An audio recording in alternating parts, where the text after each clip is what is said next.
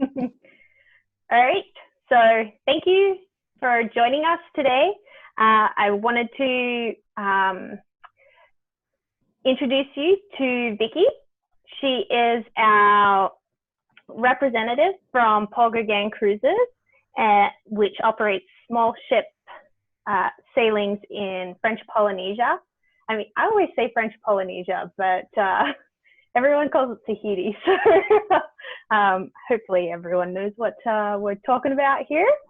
But yeah, Vicky, do you want to give us a little bit of an introduction to Paul Gauguin? Yeah, thanks. I really appreciate it. And you're right. I even go back and forth between talking about the islands of Tahiti. The Tours Board calls them the islands of Tahiti, and French Polynesia, or the South Pacific, because this beautiful little ship we have just one vessel in French Polynesia year round, 332 guests. And we sail to the unparalleled wonders of Tahiti, French Polynesia, South Pacific, and then onward to Fiji as well. And we've been doing this for over 20 years on an all-inclusive option. So, well, I shouldn't say an option. This is all we have is all-inclusive. So it's really what's made us very popular is just the fact that everything's included. So there's no worrying about every little detail. You get to see these beautiful, unspoiled, idyllic destination without worrying about dining or all-inclusive in terms of our alcoholic and non-alcoholic beverages and our gratuities as well.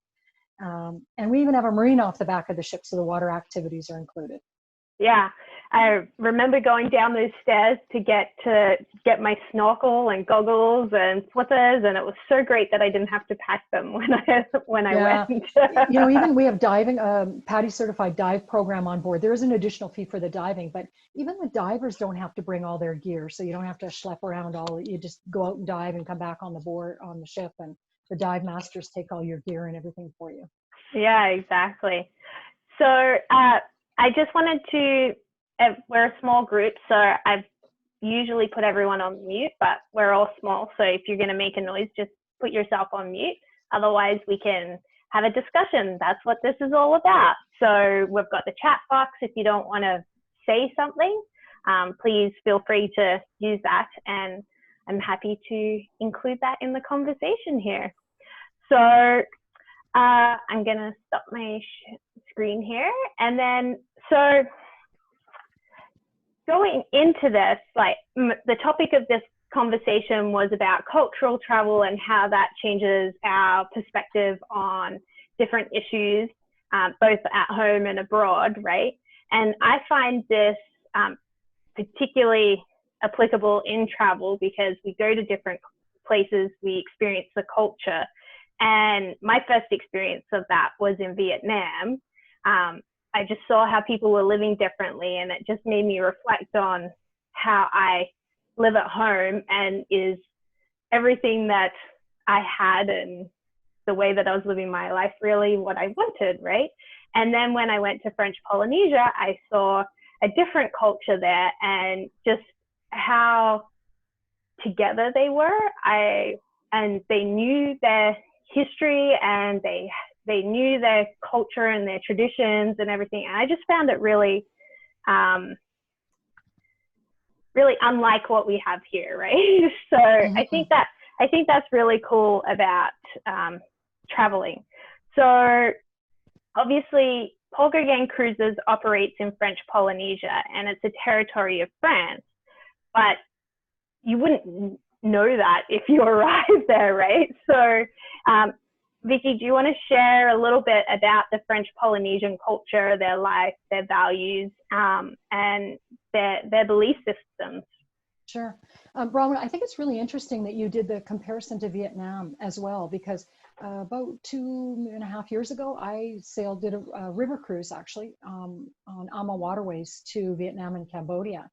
And one of the things I came back really seeing was the type of people. Like, they're so similar in a way to the Polynesians. They're lovely, amiable, kind of easygoing lifestyle, which I thought was really fascinating. But for a little history, in 1880, Tahiti became a French colony. And Tahitians, the local people, though, have inherited this rich, expressive culture, which comes from their ancestors. And French Polynesia is a place where the traditions of music and dance and art rise from the wonders of everyday life. So there's a lot of discussion, a lot of dance and song and music expressed, the lifestyles and the way that the traditions that how these people have grown up. So when you arrive to the islands, you're immersed in this culture of storytelling. And before it was common to record things with the ink and paper, the Polynesian people recorded and passed down all of their knowledge through their ancestors with speeches and myths and song and dance. And the local Tahitian people, they love to sing and dance. It's a very natural thing. I even find on board our ship, we have a troupe called the Gauguins and the Gauguin. And you'll see them, they're just, even when they're by themselves, they're singing and dancing and just happy, lovely, easygoing people. Yeah. And when you arrive at the airport in Tahiti, in Papeete, you're welcomed with song. I thought that was really nice too. Yeah. It really kind of gets you into the spirit. The other thing, the people of the French Polynesia too, they believe very strongly in the power of the supernatural and the power within you of the divine, which they call mana. And they believe that everyone has their a certain amount of mana, but the chiefs or the priests of the villages, they would have more mana than the other people. So that's how they became chiefs and priests in the area. Yeah. And actually, speaking of the French, though, too, the South Seas, the islands were drastically changed by the influx of the French, right, when they arrived in the late 1880s. And because they sort of found the French culture, they brought in Christianity, and they thought the French culture of tattoos, they banned tattoos and traditional dance and ceremonies because they said they were too erotic and inappropriate. So when our namesake, Paul Gauguin, he was a French impressionist painter that went to Tahiti at the turn of the century. And he actually self-exiled in the 1891, I think it was, into French Polynesia. And when he came, he was really disappointed to see how the French had changed the islands. And thankfully, a lot of the vibrancy of the tradition way of lifestyle has come back into the islands. And you see that when you're on board the ship and in the islands as well. Yeah. So when one goes to French Polynesia, obviously traveling on the Paul Gauguin, I did that last year, and I got to experience the culture both on the ship and on the island. Do you want to give us some examples of how the locals make sure that the visitors, the tourists, get to understand their culture? Right. Yeah. So everything from the heartbeat of our vessel is the Gauguins and the Gauguin that I mentioned, the troupe of Polynesians that are on board. And they'll greet you when you arrive. They are singers and dancers and storytellers, and they love to interact with the guests and share their culture. So throughout the experience, we'll have things like on our private beach, the Gauguins are there and they're showing guests how to tie a pareo or to paint a pareo, or how pearls are cultured, and just talking about the history and the storytelling. And we do lectures even on board talking about the history and the culture and the art of tattoo, for example. And one of the Gauguin that is on board, so I didn't realize this, he's from the Marquesas, and he was saying as a young boy, as you grow up, you start to paint the story of your village on your body with the tattoo. So he will talk about every year as he was growing up, the additional tattoos he has, much like his father, and that grew up from generation to generation. So it's really interesting as well how we weave the Polynesian culture and make it an authentic experience. Different than a ship would that just happens to go through Tahiti a few times a year. This is what we eat, breathe, and sleep. This is all we've done for the last 20 odd years, right? Yeah. And I felt like how sometimes you go to a place and the locals maybe are not as open to sharing their culture. Everyone on board, like the Gauguin and the Gauguin, were very open to sharing and answering all of my questions, which was a lot. But even the people on the islands, when you did the day tours and stuff like that, like no question was really off limits. Yeah.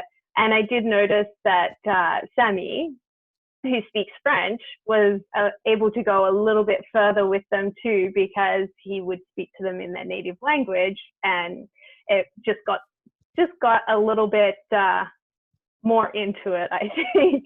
Yeah. But again, no question was really off limits, and they were happy to share their opinions about things too. That depends on the group of islands you're in as well. Like our core itinerary we do is a 7-night itinerary with Bora Bora and Moorea. Those are kind of the big iconic places we overnight there. But when you get into the Marquesas, for example, you do find that the local people absolutely first language is French, and many people will speak English with you, but it's a good place to have a guidebook with you perhaps, because it will be a little bit easier to communicate with people as well. So we obviously there's a lot of islands in French Polynesia, 118 in fact, right? Mm-hmm. Which of all of the different islands, which ones do you think, I'm sure you've been to all of them by now, which ones have that focus on culture? Like the main island of Tahiti has lost a little bit of it compared to like Wahine, where we visited as well. But from your perspective, having visited more of the islands, which ones share their culture more and really allow you to immerse in it? Well, I think actually as much as each of these itineraries, it kind of sounds like, oh, it's just all the South Pacific. Each itinerary will sort of charm you in a different way.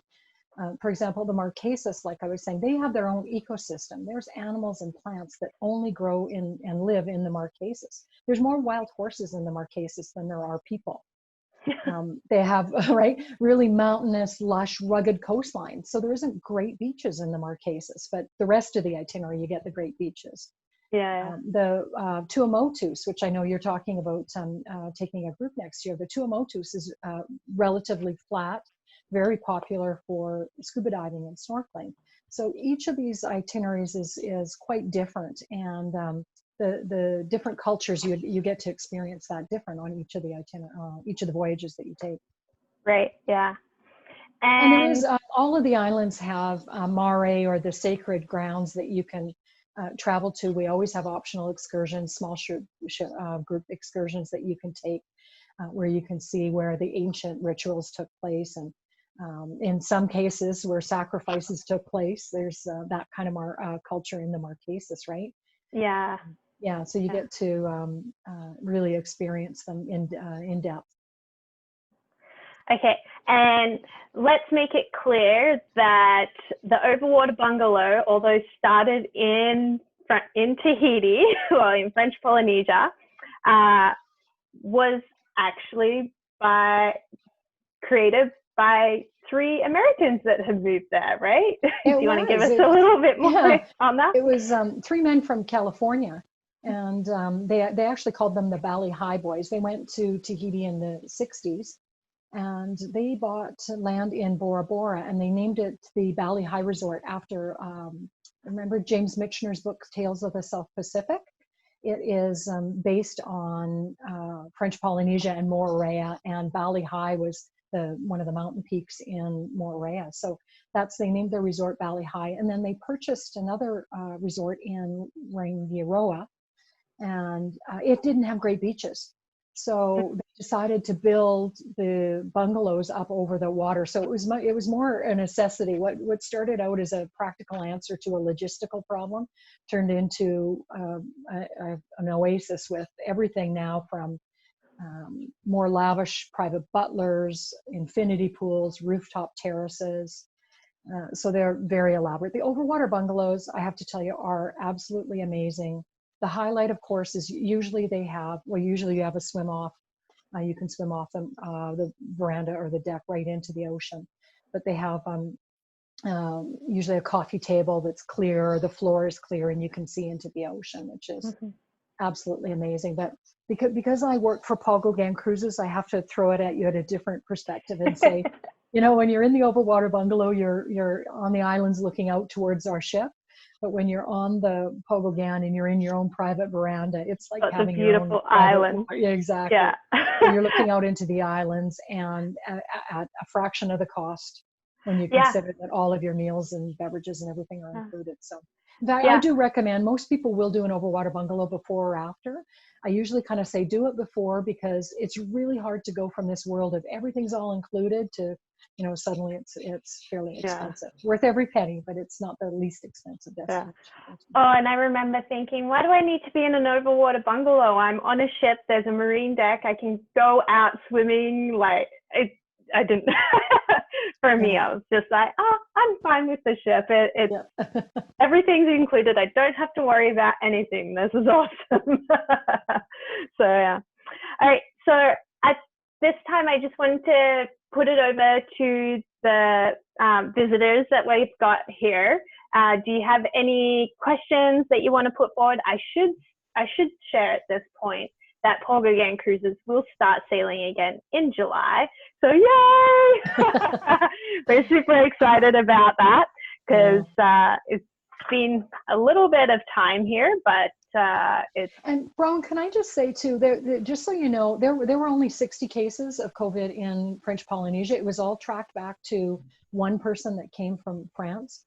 There's been no cases since the May 29th. And our ship, none of the Penang ships either had any cases of COVID. And you'll see, I mean, that's because of the size of our vessel and the protocols, but you'll see they're even enhanced even more. So it's going to be important that folks feel safe getting back on board a ship. And you'll absolutely see with the increased protocols as well that's going to happen. And I'll forward you more information on that as well too. Yeah, for sure. Yeah, I can see that having just over 300 people on the ship, and most of your meals are sit down, order what you want, you know, that right. Totally Well, makes it safer too, right? That'll be something that you'll see that will change. The days of open, we never had huge buffets anyways, but the days of that's gone by, that's not going to happen anymore. So we're even the cruise industry in itself is more prepared really to handle this than hotels or airlines, just because we've had to deal with this over the years. So so does anyone have any questions that they want to ask Vicky while she's here, or myself? When you mentioned about there won't be the buffet on Paul Gauguin, they never actually served yourself anyway. There was always a waiter that served you, right? So are they not going to have anything? Is it going to be strictly menu driven? Is it not? I think everything, especially initially, I think everything is going to be menu driven. Okay. Yes. Yeah. Gotcha. We have 3 different restaurants too. Sorry, go ahead, Vicky. I'm sorry, I interrupted you. No, I was just going to say we have 3 different restaurants, so there's a variety of dining venues. So you do have the variety that you wouldn't get if if you were just ordering strictly off. No, I personally will never miss a buffet, but that's okay. I mean, maybe neither. But Paul Gauguin did make it very nice because of the fact that you never had to serve yourself or right. So that was always very special. I wanted to say earlier when you were talking about the staff and the locals on board and all that kind of stuff, how welcome they make you feel. It's a cruise, one, because of the size, but also because of the people and the service, etc. That if you're traveling solo, you would be 100% comfortable on that ship at all times. At all times. They just make you welcome, and they take such beautiful care of you. You just never feel out of place or whatever. So I just wanted to mention that. Yeah, cool. I think that even starts with when you arrive in the dining room and the maitre d' says, would you like to dine with other people, or whether you're a couple or single or whatever. Exactly. It's very open, lots of camaraderie between the guests as well too. Exactly. Yeah. And everybody knows your name within the first 20 minutes. So. No, right? Yeah. Melissa, did you kind of look like you had a question? Sorry. Yeah, I've got a couple questions. First of all, really naive question. What currency do we deal in? Everything we do is the US dollar. So everything on board the ship is US dollars. There is a French Polynesian franc It's a beautiful currency. For the most part, no one uses it. You know, you can buy something from a local street vendor with a US dollar, and they'll give you change back in US. So yeah, so I think some people do purchase them, but you can either pay on credit card or US cash is just as easy. Okay, great.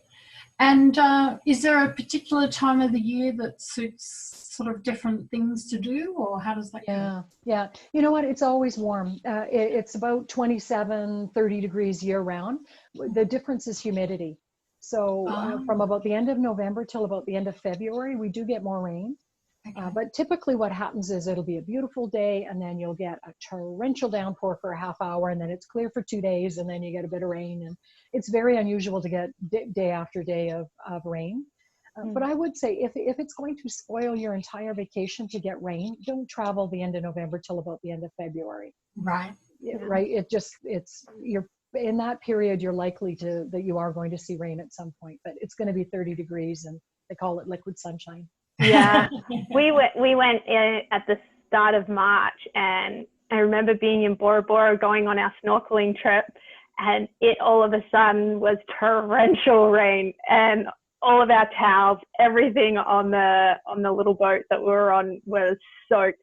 The rain was coming at us, and we had our snorkel gear on the boat so that the rain wouldn't go in our eyes.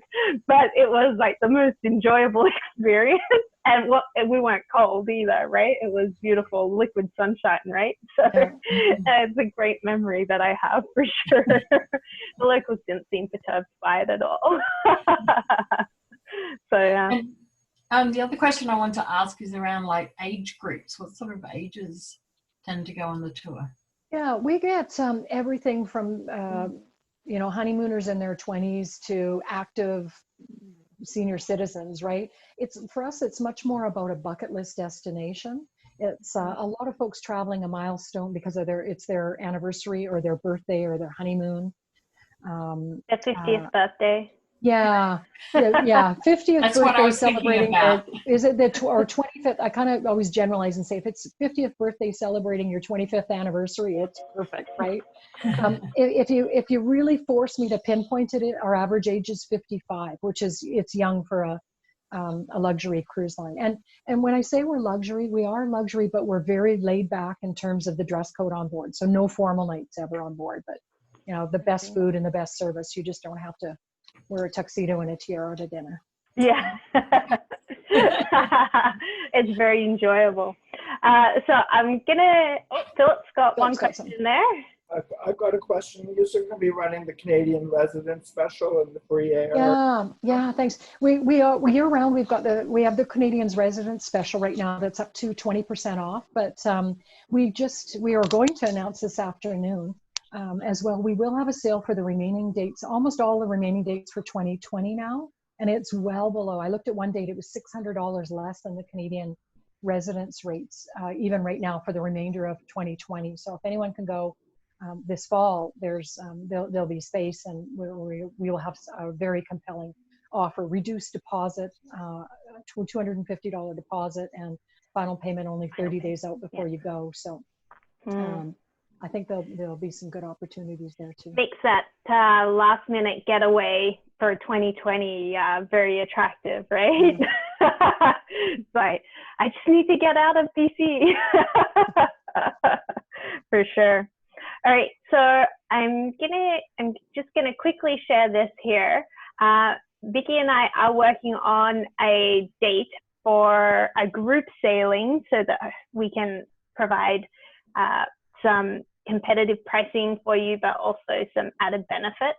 So I will send out details about that. Looking at the 10-day Society Islands and Tuamotus in October of 2021. So that would be exciting. And then that's, the Society Islands, but then also the Tuamotus, which are great for snorkeling and scuba diving. So the Rangiroa is the second largest lagoon in the world, and Whakarava is a UNESCO World Biosphere. So it's one of only 7 in the world. So it's amazing. There's marine life that comes through this part of the world that you don't get anywhere else in the world.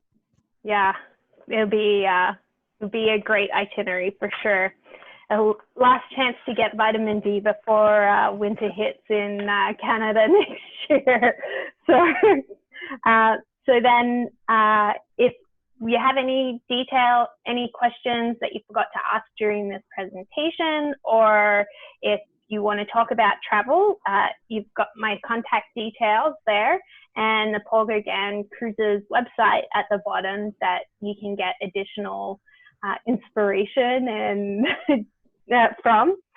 And then I just want to mention that the next Lunch and Learn that I'll be holding is on June 30th, and it's why you must book your Christmas travel now. And we will have Carlo from AM Resorts, and we will be talking about why don't put it off, plan it now, because you don't want to miss out, right? So I just wanted to thank everyone for joining us today. I will send out an email with some additional details and some inspiration in it. So, and feel free to connect with myself at any time. I want to say thank you to Vicky for co-hosting with me and providing some really valuable information. My pleasure. Thank you. Thank you. Thank you. All right. Thanks, everyone. Bye. Take care.